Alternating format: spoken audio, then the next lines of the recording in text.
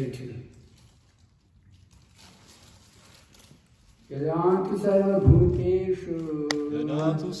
bhuteshu darusha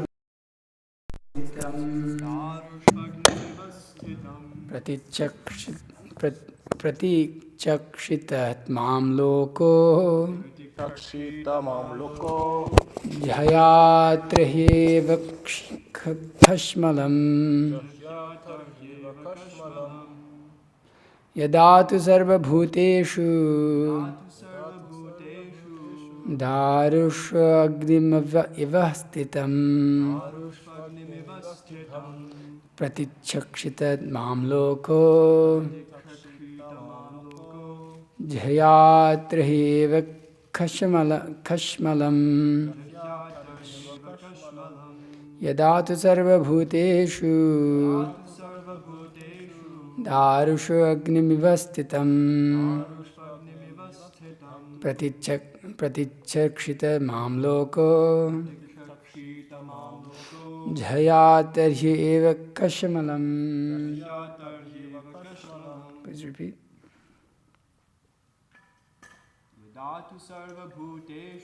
Yadatu sarva bhuteshu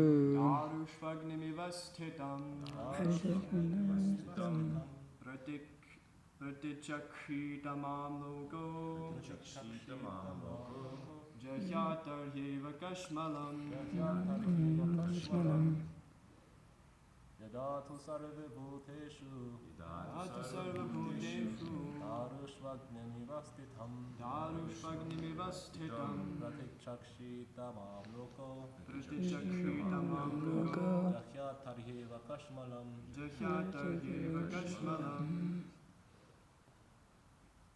Yatu sarva bhuteshu darushvagnimivasthitam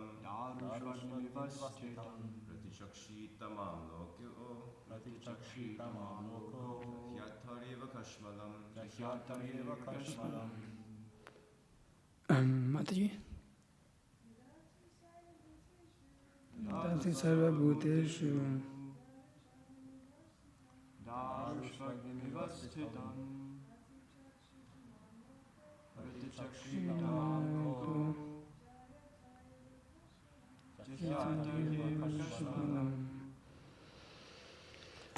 Okay. Yada, when, to, but, sarva, all, bhuteshu, in the living entities, darushu, in wood, agnim, fire, eva, like, stitam, situated, pratichakshita, sorry, pratichakshita, you shall see, mam, me, lokaha, and the universe, jayat, can give up, trahi, then at once, eva, certainly, kashmalam, illusion. Translation and purport by His Divine Grace, A.C. Bhaktivedanta Swami Srila Prabhupada Ki Jai. Translation: you will see me in all living entities as well as all over the universe, just as fire is situated in wood. Only in that state of transcendental vision will you be able to see, will you be able to be free from all kinds of illusion. Purport: Brahma prayed that he might not forget his eternal relationship with the Lord during the course of his material activities. In his answer to that prayer, the Lord said that he should not think of existing without a relationship with his omnipotency. The example is given of the fire in wood. The fire kindled in wood is always the same, although the wood may be of different types. Similarly, the bodies within this material creation may be specifically different according to shape and quality, but the spirit soul within them are not different from one another. The quality of fire, warmth, is the same everywhere. And the spiritual spark, or part and parcel of the Supreme Spirit, is the same in every living being.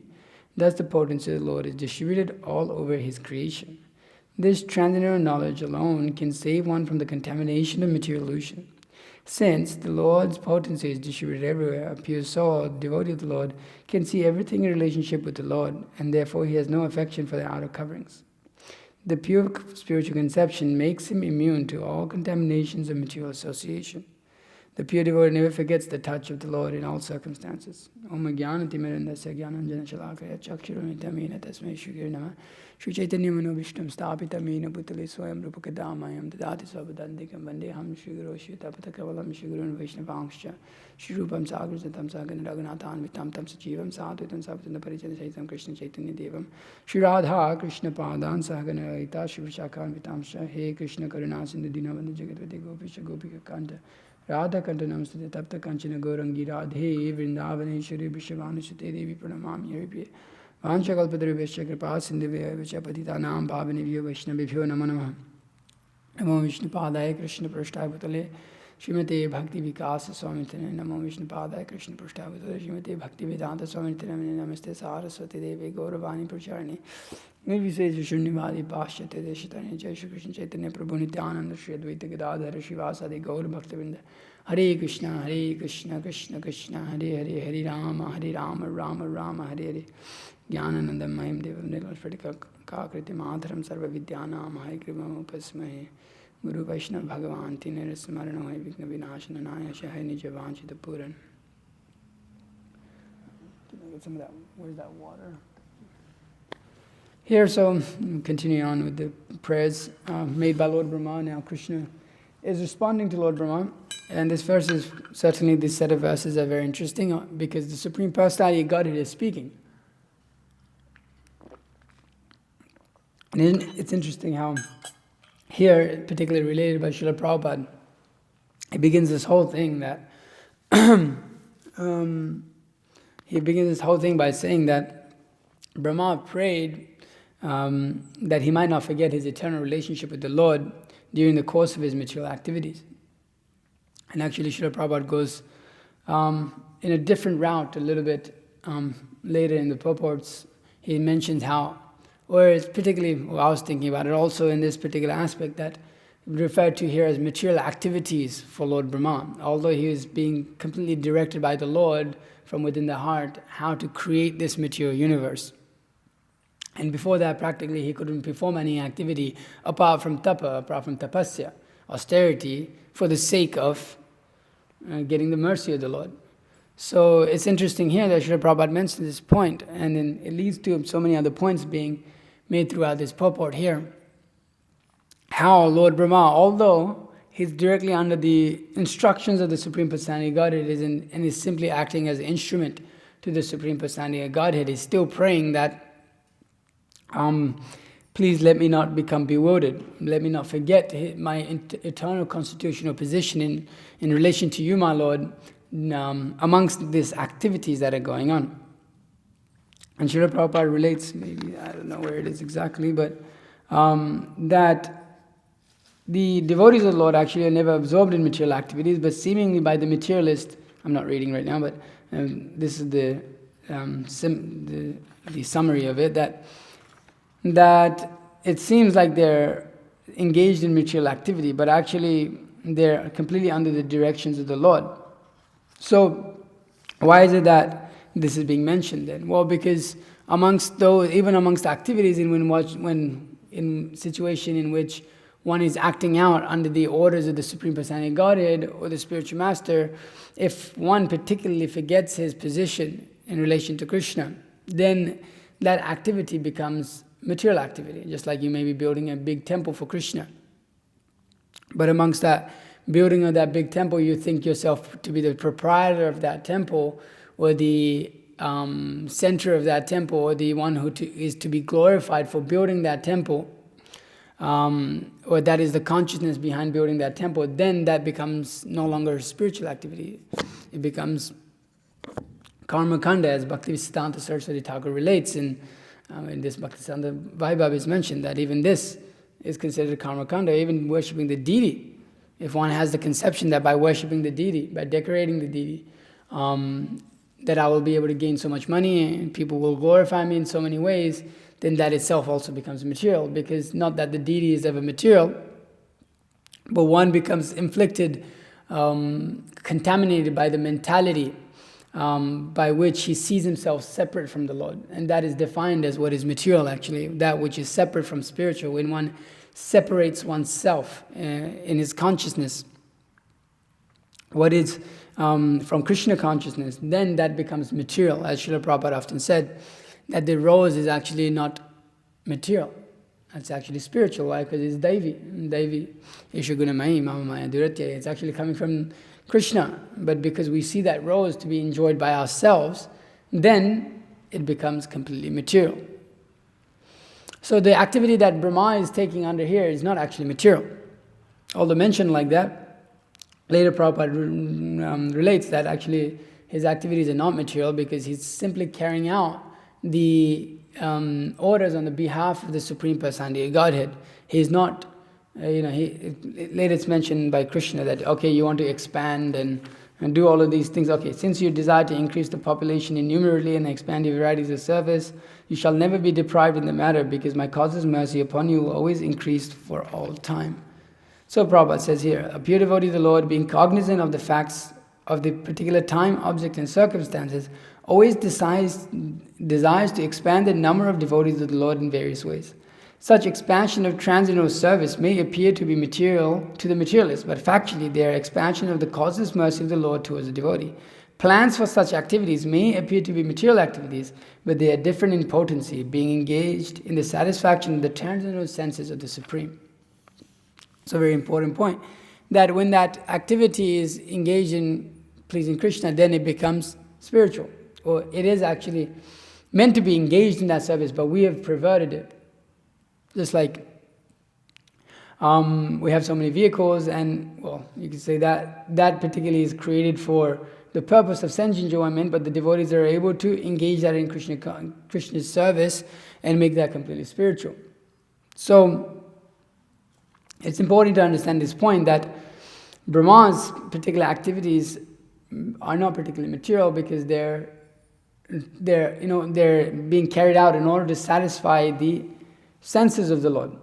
So Prabhupada goes on saying, in that answer, the Lord said that he should not think of existence without a relationship with his omnipotency. That one should not see this material world separate from the Lord. That one should always see that anything that is going on in this material world in relationship with the Lord, all objects of this society in relationship with the Lord, that to the extent that one can see that, to that extent one is understood to be pure.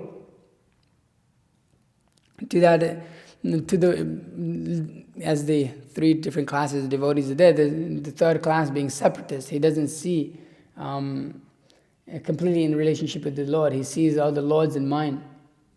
So a pure devotee can be understood, or we can understand that we're becoming purified in our ability to see the Lord's hand in everything, as is related a little bit later. A pure devotee never forgets the touch of the Lord in all circumstances, that not a blade of grass moves without the sanction of the Supreme Personality of Godhead.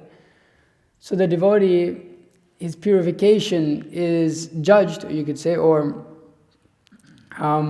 measured with his ability to see everything in relationship to the Lord, in everything that is happening with the relationship with the Lord. That not being us being the cause or some other people being the cause, but the Lord being the cause of all of the different circumstances that we have been put in. So if one forgets that, then he has entered material consciousness, then he has entered into Maya. And so Krishna Bahirmukh Haya Bhogavanchat Kare Nikatatsta Maya Tare Jhapatiya Dhare. That turning his face away from Krishna, the jiva, living entity, develops the desire to enjoy. Standing nearby, Maya slaps him and seizes hold of him. So the throwing potency and the covering potency is there. So as soon as one thinks separately from the Lord, as soon as one starts to think separate enjoyment, then that's it. We're captured by Maya immediately. She's standing right there because we're turning our face away from Krishna. Maya is there to embrace us. Maya is there to take us completely forgetting Krishna and allow us to forget Krishna. And Maya is there, and Sachinandana Maharaj asked Srila Prabhupada in a class, why has Krishna created Maya and she does so much, it seems like it causes so much harm in this world. Srila Prabhupada immediately replied to him, saying, no, you have created Maya. Krishna did not create Maya, you created Maya. Because actually Krishna just facilitates, but it's the living entity's particular position or desire, perverted desire to be separate from the Lord. That although suffering under so many different circumstances, the desire to enjoy in this material world takes over, and then the living entity completely forgets. And you see that again and again, devotees trying, or within devotional service, or even the karmis in general, the primary reason not to surrender to Krishna or to be averse to Krishna consciousness is just sense gratification at the base of it. There's nothing else. There's nothing else. There's no excuse to not to surrender to Krishna. Because we're promised, sarva dharma parityaja mamekam sharanam vraja aham tam sarva pavya mokshashami vasuchaha, that I will take away all your miseries, or miseries means he may give so many miseries, but I will take away all your sinful reactions. Do not fear. You have no fear. You'll be sustained. You'll be given everything. Don't worry. Do not fear. But the living entity, in his conditional states, creates that fear out of his desire to enjoy separately from Krishna. He somehow or rather perverted form of happiness. It derives pleasure of a fearful situation. Actually, this material world is such a fearful situation. But somehow or rather, we're able to derive pleasure within that fearful situation. Or think, as Parad Maharaj relates, that we imagine some situation to be pleasurable, or some future situation to be pleasurable. The mind, as Srila Prabhupada writes, that is always planning for material enjoyment. Or Shruti Shuka is always hearing about nice things of this material world, trying to enjoy it. So even amongst a fearful situation in which anybody can lose one's own life at any moment, finances, so many difficult situations in the material world, he takes upon that endeavor under this spell of Maya that I will enjoy. And in that course of those trying to perform those activities, he completely forgets Krishna. Completely forgets Krishna. He has no idea. We see that. Devotees practicing for so many years or for so little time, engaged in Krishna consciousness, pretty happy, as we see, unless people think, oh well, I was faking it, maybe.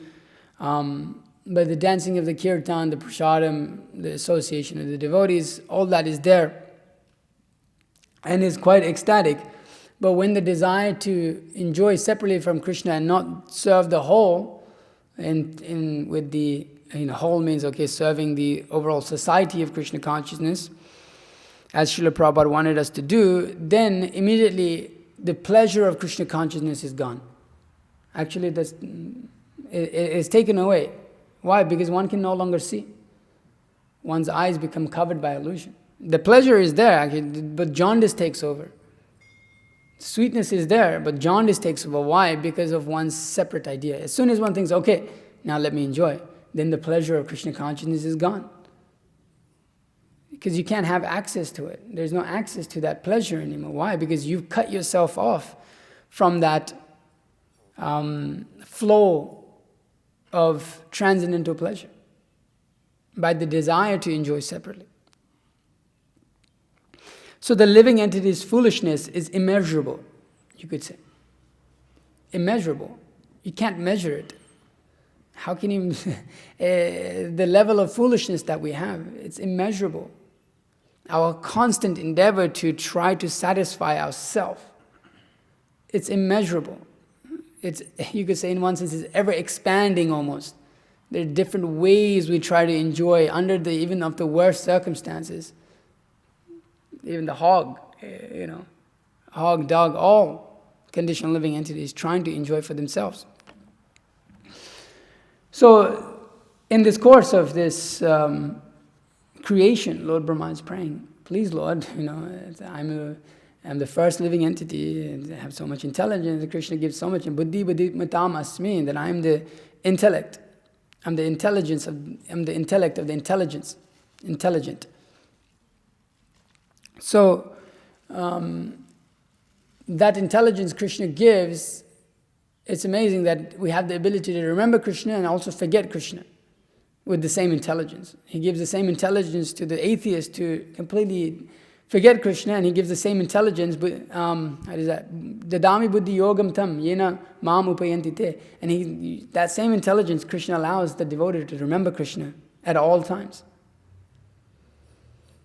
So that position of understanding oneself, that Srila Prabhupada relates here, the sambandha tattva gyan, to have that sambandha, to understand one's relationship with the Lord simply on the fact of, I am spirit soul, part and parcel of the Supreme Personality Godhead. Srila Prabhupada writes that this transcendental knowledge can alone save one from contamination of material illusion. This alone.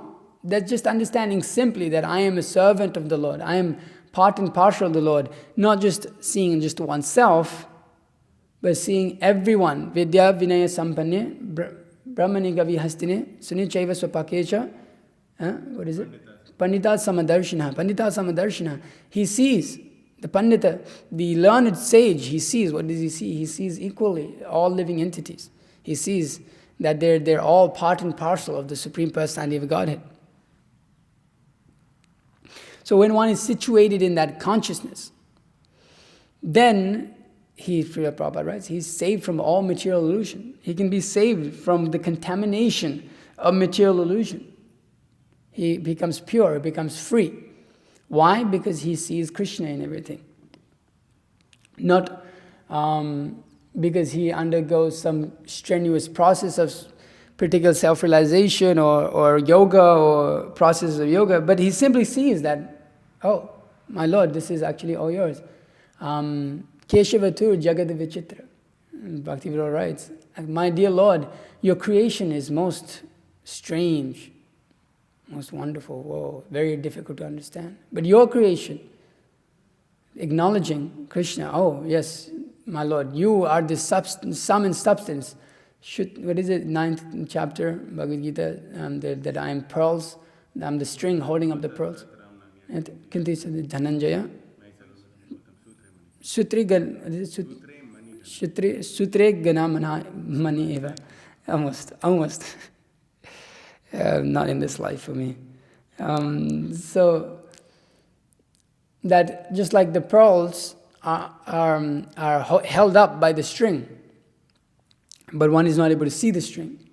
But one who is actually learned, he can see. One who actually has knowledge, he can see. But one who doesn't have the eyes, he cannot see, he cannot understand. So it requires, in order for us to become free of material illusion, to actually understand that point. And it's just, I've made this point before, but the emphasis on understanding that we're not this body, but we are spirit soul. That is the first teaching of Bhagavad Gita, and it's a very basic teaching. But actually, this is the most core teaching of our life, or of our Vaishnava Sampradaya, or just the knowledge in general. Because actually, without this understanding, you can't go anywhere. There's no question of going anywhere. That I am spirit soul, that I am part and parcel of Krishna. That the soul, the individual soul, is the Tatashtra Shakti. Without understanding that, there's no possibility of understanding Krishna. There's no possibility of understanding the platform of devotional service. So people may say like that well, that's just a small, lower teaching. But Srila Prabhupada emphasizes it again and again and again and again, practically every couple of pages. Why? Because it's hard for us to get it into our thick skulls, as we may say, that we're servant of Krishna because we constantly want to be master, constantly wants to be master, constantly want to be master. Because that contamination is there, because of this impure understanding or understanding that becomes clouded often. Because what is material illusion? It's identifying oneself as this material body, you could say, but also the platform of desiring name, fame, adoration, distinction, and these are all available within devotional service. So that is material illusion. Also, even within devotion service, endeavoring for these things separately of the Lord. So one has to be careful. One has to be careful to be free from contamination of material illusion. And so here, specifically, we see that Srila Prabhupada says, since the Lord potency is distributed everywhere, a pure soul or devotee of the Lord can see everything in relationship with the Lord. And therefore he has no affection for the outer coverings. That pure spiritual conception makes him immune to all contamination and material association. The pure devotee never forgets the touch of the Lord in all circumstances. So he sees that that is everywhere.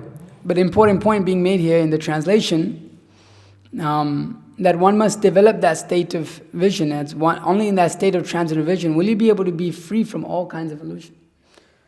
So until we come to that point of actually being able to see ourselves as a servant of the Lord, then we will not be able to be free of any kind of illusion. That we'll be completely under them. So it's important to practice our life by being intense. As I was hearing in class, that the pure devotees of the Lord are actually very intense people. That they're actually very extreme people. Prahlad Maharaj is a very extreme person. Is a very, very extreme person.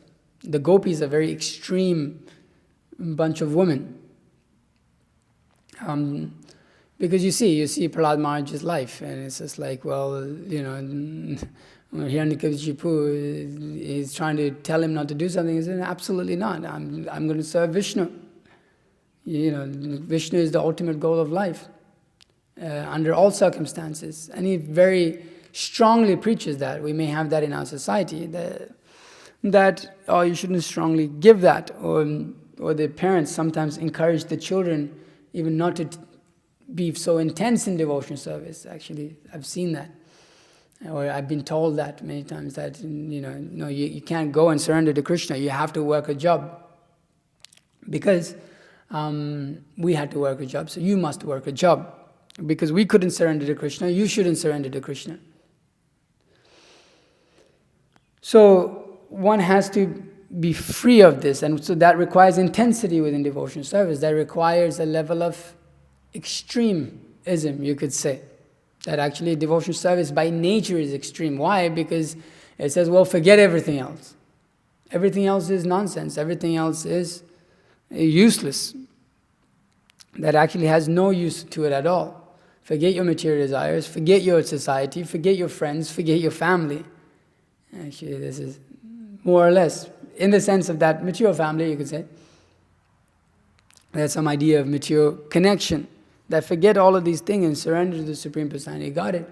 There's a level of intensity, a level of, quite a high level of extremism. But we see that in all pure devotees, actually. So this idea that we shouldn't be extreme, we shouldn't be fully surrendered, is only coming from other jivas who are not able to fully surrender. So I couldn't fully surrender, so you shouldn't fully surrender.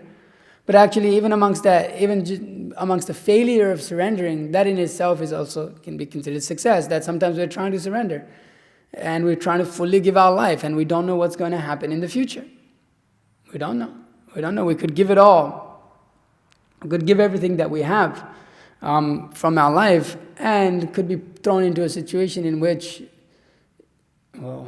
now I don't have anything. Well, I gave my whole life, and I performed devotional service, and I tried to do everything right, but now I'm in a situation which is very difficult. But if one is actually becoming purified, he sees the touch of the Lord in even that circumstance. That when we're thrown into the worst of circumstances, we can understand that we became purified by our ability to see the Lord's hand in it, and not despite the Lord for it, or not despite the devotees for it. If we're thrown into a circumstance and then we immediately feel, oh, look, I gave so much and I got nothing back, then we didn't understand. Then that consciousness itself is a symptom of us not being able to understand, or not have actually captured devotion service. Because the Lord protects us in all circumstances, but maybe He's putting us in that situation in order to try to make it a point, hey, you're not purified. So we must not hold back in our surrender to Krishna. amongst all disturbing circumstances, or amongst all challenges, or amongst all difficulties, as you'll read. I don't know how much of this Mood and Mission devotees have read. But as you read through that, you start to understand Srila Prabhupada. Practically the whole first volume is Srila Prabhupada's exalted position. Pretty much, yeah, most of it. And you see Srila Prabhupada's position and how others even to some extent discouraged him to do certain things. Okay, we couldn't do it. Bhaktisiddhanta Saraswati Prabhupada tried to send people over. They failed. And now there's no scope for it. Why are you trying to do this? There's no point of it. But Srila Prabhupada didn't see a failure in going and trying. He considered his success going and just surrendering to the orders of the spiritual master. Although described in there by many scholars that, or some scholars, that actually practically Srila Prabhupada's situation was very hellish. Hey, you're an old man, you're 70 years old, you have nothing. But although others may have discouraged that level of surrender to the instructions of his spiritual master, he did not care for the circumstances that he may be put in. Because he could see the Lord's hand in it all. That I'm like a puppet, you make me dance. I'd sing it every day. Nachao, nachao, Prabhu, nachao semati. Putele, what is it? I've chanted, but I forget when I... No, not nachao, nachao. Nachao, nachao, semati. Putele, what is it? That Ashtarya putele jata, nachao semati. That you make me dance, my Lord. I'm just like a doll. He could see the Lord's hand, even though nothing was going correctly. He could see, okay, you control me, that's it. I am given my life to you, I have nothing. Whatever may happen from here, it's up to you. And whatever you may do, I'll still see you in it all. So Brahma is praying for that. Let me see you in all circumstances, my dear Lord. Let me not forget you.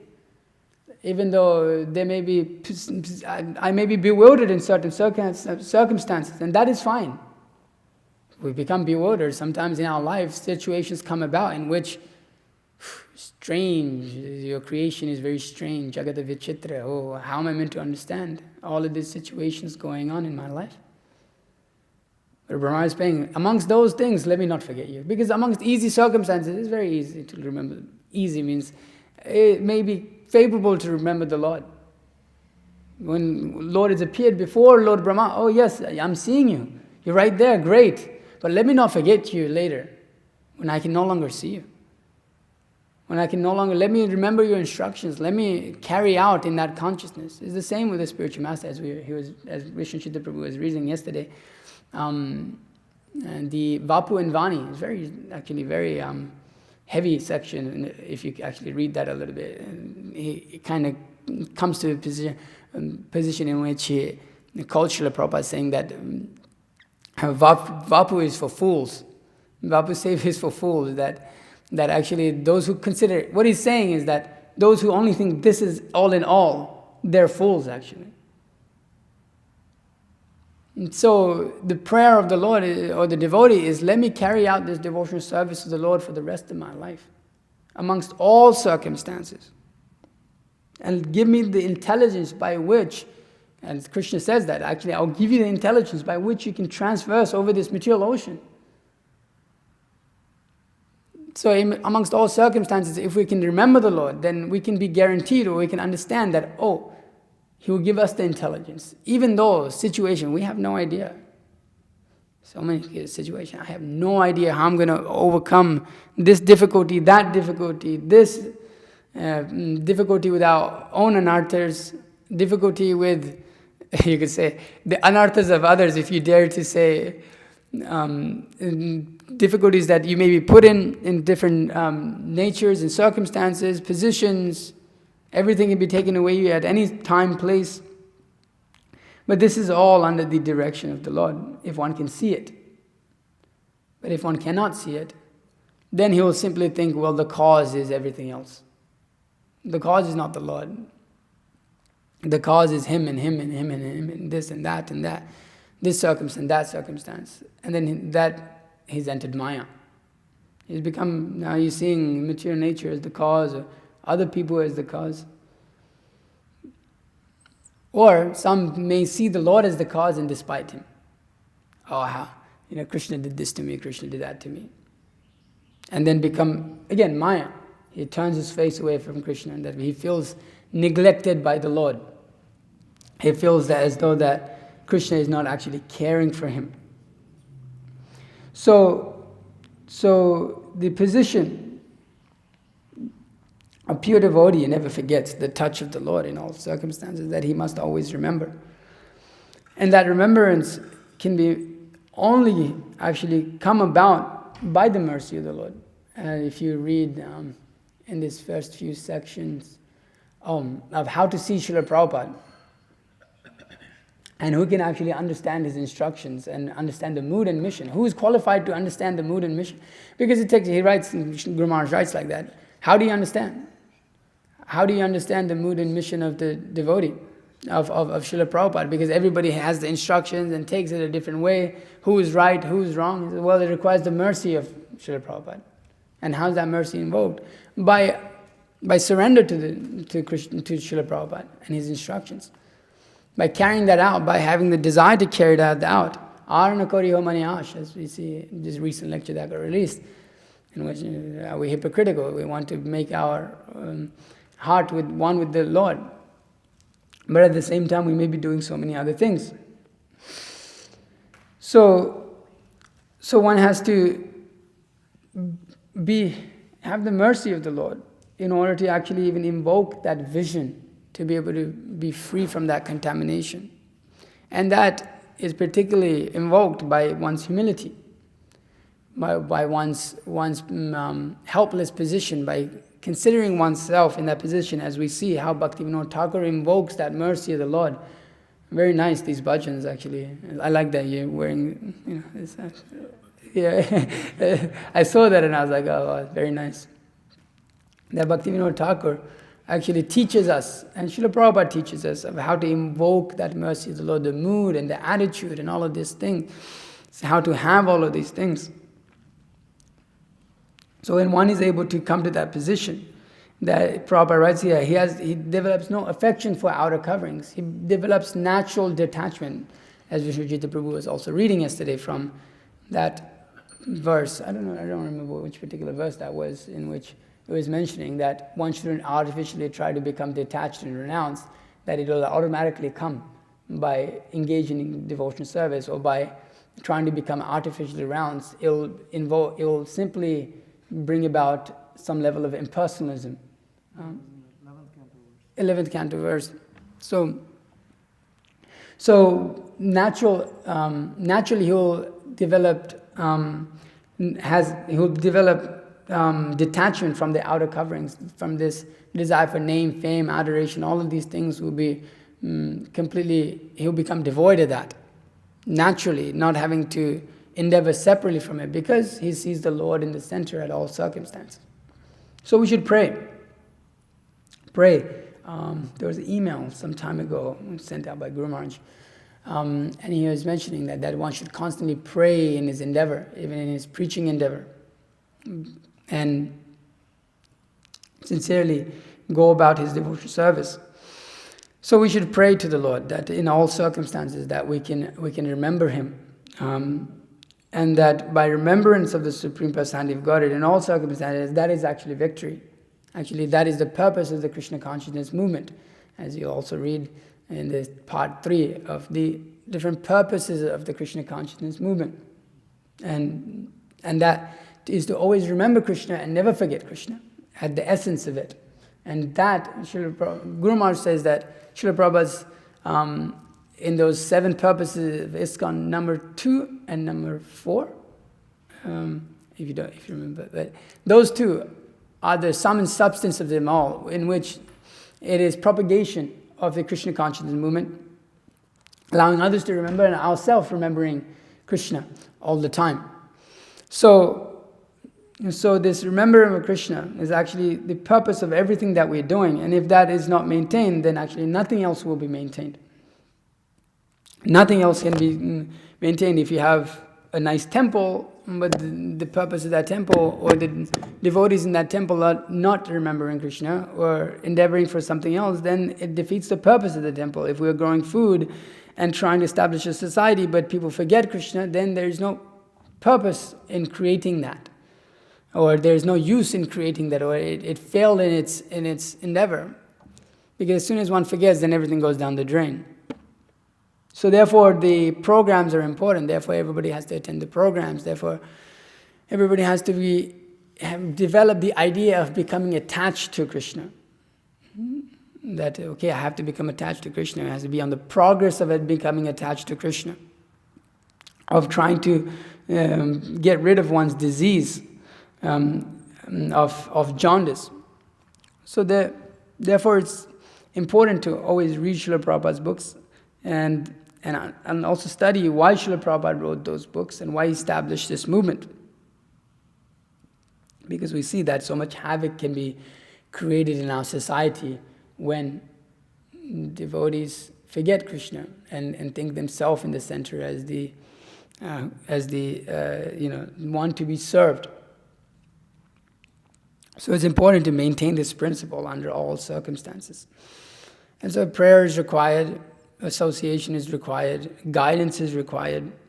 Brahma is being guided by Krishna, is saying, okay, you want to, you're praying for this, but you must see properly. I'll give you that vision, but you must be always in this state, only in that transcendental state vision. So you stay in that transcendental state. Unless you do that, you won't be free. So it is up to the individual living entity to make that choice between whether he wants to be Krishna conscious or Maya conscious or materially conscious. Or he wants to be influenced under the illusion of this material world. As soon as he forgets Krishna, then immediately he's captured, like we were reading. So it begins, it's important for us to keep all the standards Srila Prabhupada set for the rest of our lives. Waking up early, attending Mangalarti, attending Bhagavatam class, all of these things. Otherwise, everything is gone to hell. We were discussing yesterday that unless actually this morning program is properly maintained by the devotees for the rest of their lives, even within the society of Varnashram, means in the farms, doesn't mean everyone just stays home, but it comes to the Mangalarti in order to associate with the devotees of the Lord, then actually, if that doesn't become maintained, everything else will fail. As we see in certain projects that have been going for a long time, that's not going on over time. And because of that, once, the inspiration of the whole project, that devotee may leave, then there may be a lot of difficulties.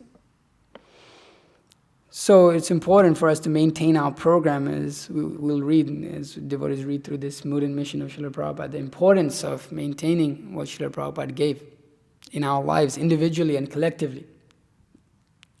So we should pray to always go on and individually come forward to maintain those standards. It takes each and every individual to be inspired to take up that standard. It's not just a push as an institution. It requires all the individuals to come together.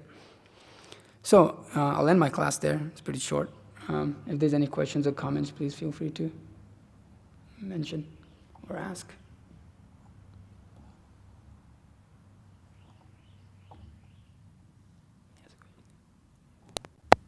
Yes. No? Anything? No? Yes. How is it that is a goal that all the devotees, if they're living, is this on? I don't think so. Whatever. Hare Krishna. Okay. How is it that even the devotees who are living in the farm communities, in accordance to Varnashram Dharma, is it that all the devotees in the community are supposed to come for the morning program, irrespective of Varna and Ashram, or we should consider that there will be certain individuals who I mean, the farm is meant for everyone. Yeah. So we were discussing that in the car yesterday. There will be a certain class of people who will, no matter what you do, they will not attend the morning program. Yeah. Right. So it seems like that's a more practical thing to see, that the brahmanas, right? Those devotees should be extremely fixed in maintaining the spiritual standards, and the rest is. Is that how it's Yeah. properly seen? Because that's been my understanding so far in this regard. Yeah. Ideally, all devotees should come to that point, because not that you have to be a brahmana to attend the morning program, because it doesn't really, Srila Prabhupada set it up for everyone to attend. That is a pretty standard thing. So ideally, we know that not everyone's going to attend. But it shouldn't be a conception that, okay, the brahmanas are required to attend, but because I'm not a brahmana, then I don't have to attend, and nobody expects me to attend. Then that develops a consciousness of which everything, because most people are not going to be brahmanas, and that's the point that Guru Maharaj makes a lot. It's a very small particular section of the society. There's no doubt about it. If that means you're a brahman, there's no question of you not doing those duties. Otherwise, you'll lose your idea of a brahmana. He's not a brahmana. So it should be that devotees are inspired to come to the morning program, and that they see the value in it. But may not be the case that everybody may do that.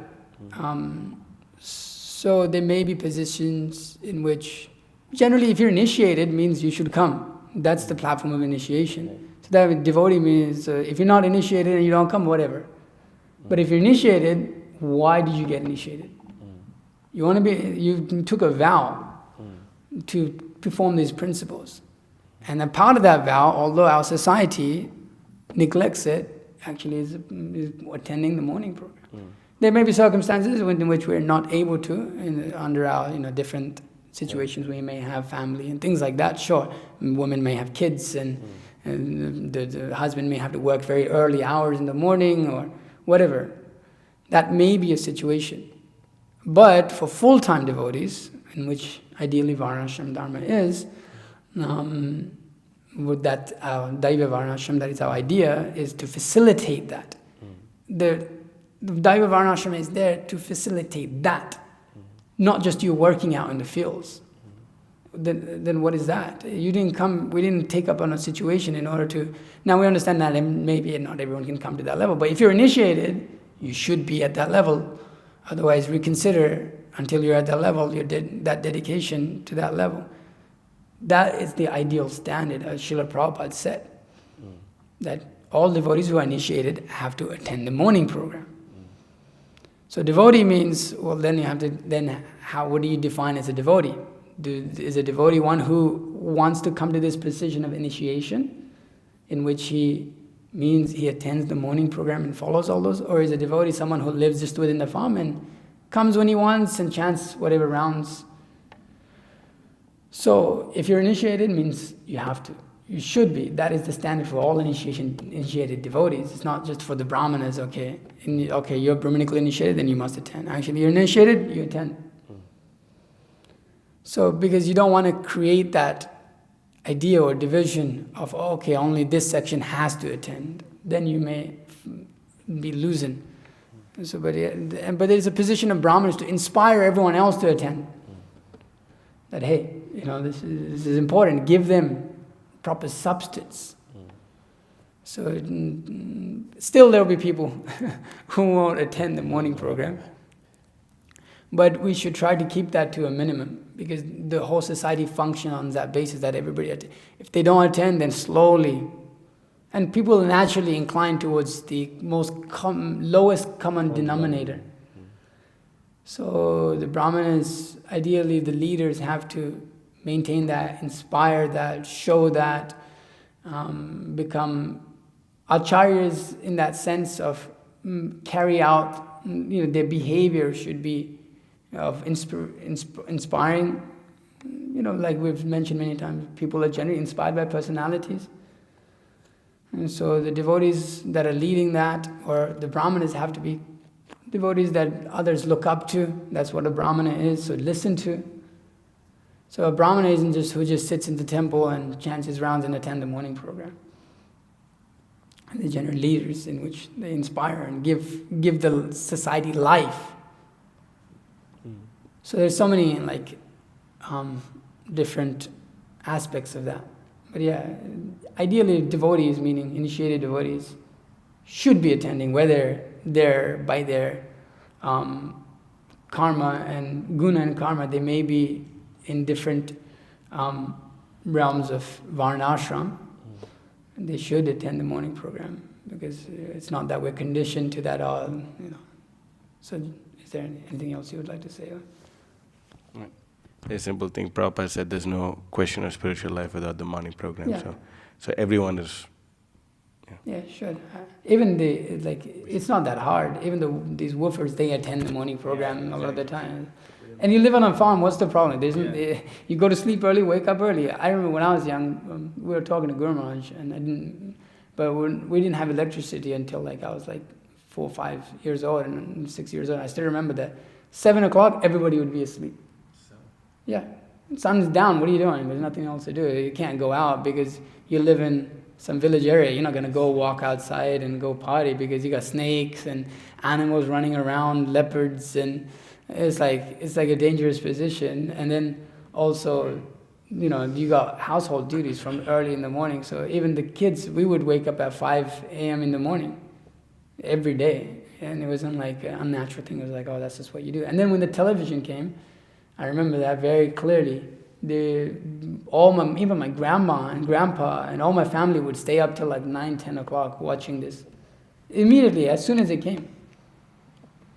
And so you can see how natural life allows the morning program. But then when devotees don't want to follow that natural way of life, then immediately the morning program is gone. So then the whole idea of living naturally is gone.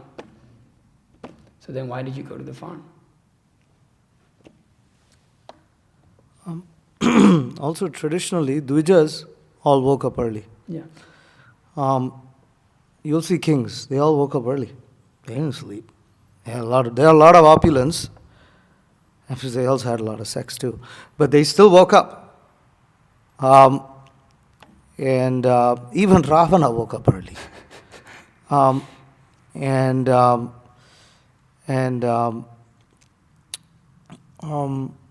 Same thing. Nanda Maharaj, you see Krishna, he wakes up early. Yeah. Nanda Maharaj wakes up early. So Dvijas wake up early. And because the Shudras were assisting the Dvijas, and largely the whole society had to wake up early. It just had to do it. The only difference is that the Dvijas would voluntarily do it, whereas the Shudras do it because the Dvijas are doing it, and they're dependent on the Dvijas, therefore they do it. This is basically the difference. And what is the difference between the Dvijas? The level of renunciation, that's all. The level of renunciations is what differs the Dvijas from Vaishya, Kshatriya and Brahmana. The problem anyways, in a devotee farm society, you will have, as you said very clearly, all devotees initiated devotees need to attend morning program. And then few among the initiated devotees are leaders, they're preachers, they're brahmanas. They are supposed to exhibit a higher level of renunciation, a higher level of knowledge, a higher level of cleanliness. And renunciation, meaning renunciation, even if those brahmanas may be grahasthas, they are renounced compared to other grahasthas. Not so concerned, just kind of simple life, more satisfied. And then you have those who are not initiated devotees who, are understood to be in a different category.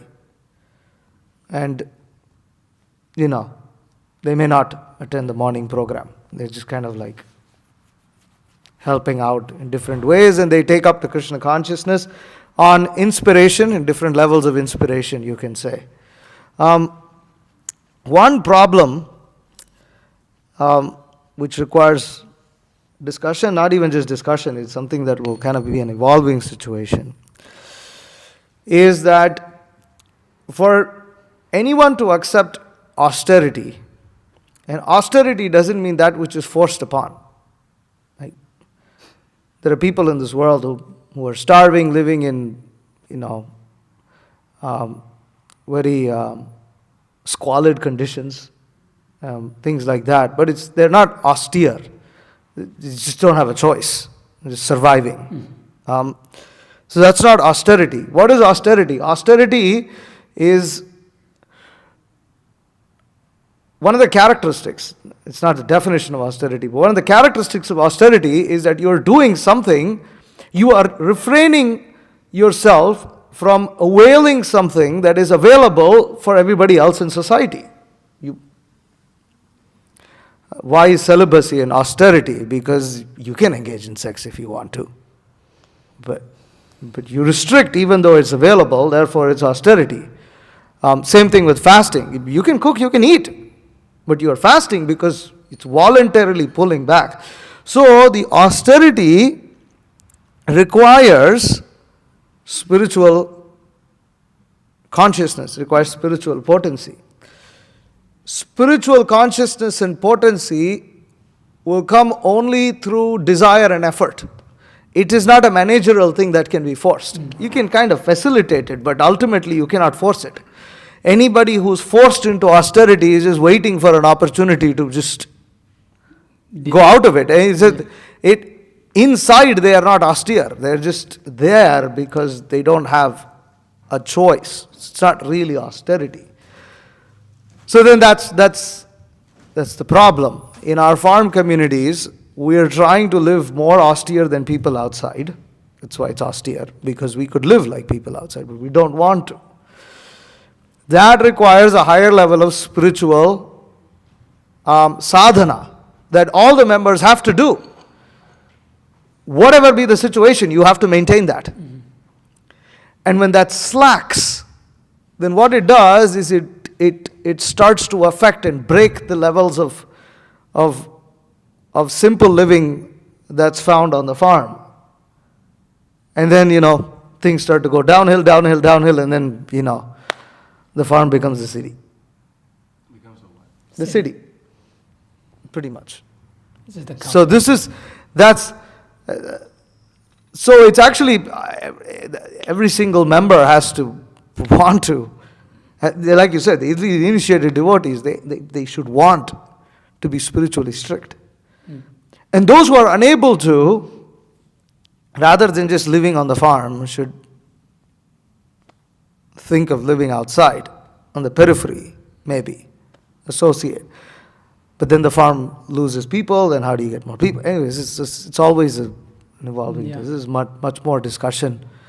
Some things we can discuss up to eternity, and you never know what will happen. They define Prabhupada's whole position as the impossible task. Coming to the West and doing what he did, the impossible task. And in that sense, ultimately, real simple living will sort of only happen realistically when modern society starts to falter and fail, which everybody accepts that is going to happen at some point. It's not some doomsday, some conspiracy theory. Everybody knows it's a fragile society. And to maintain a model until that happens, that's the challenge. Yes, the desire of the acharyas. So it should be done. Yeah. Please. You have a question?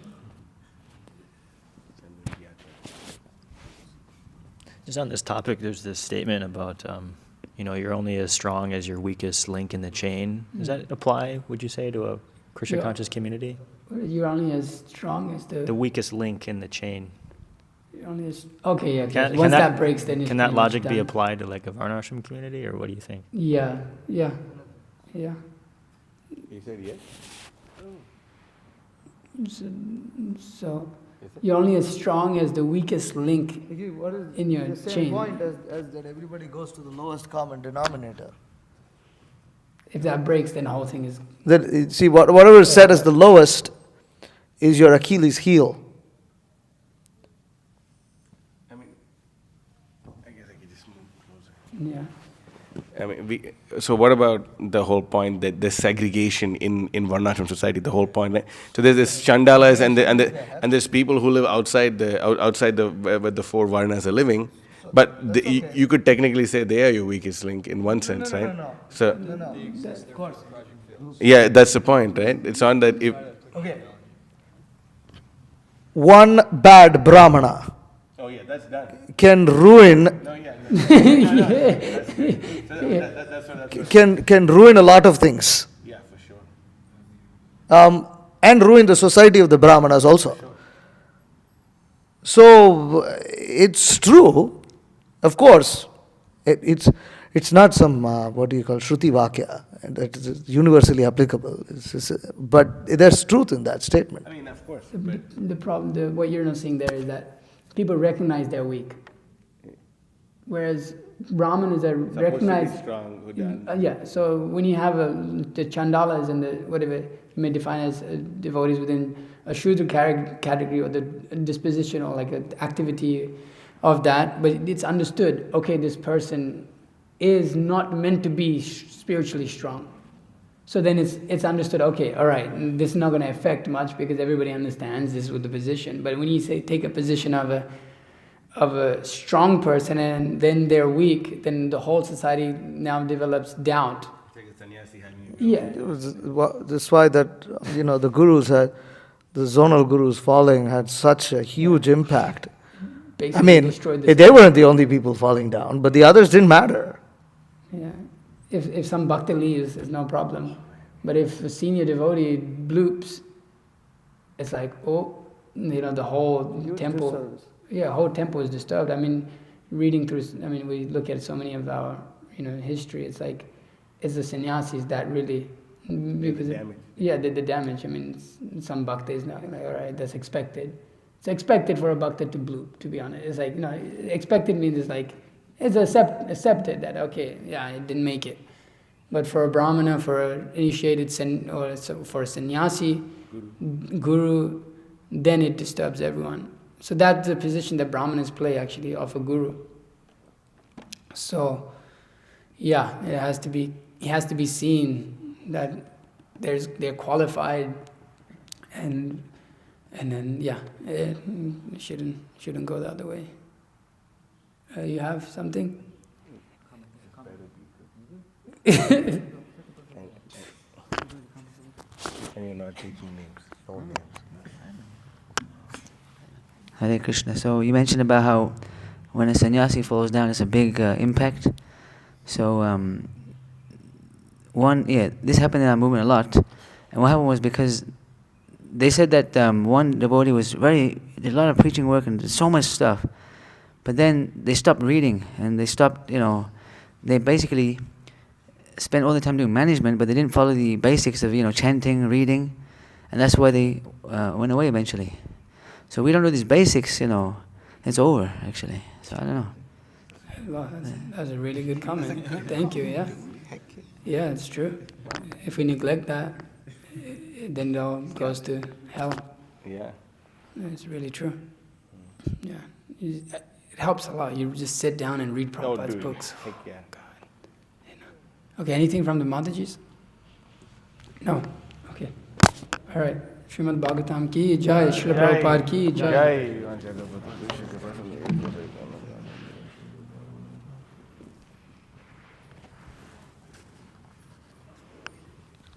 Hare Krishna.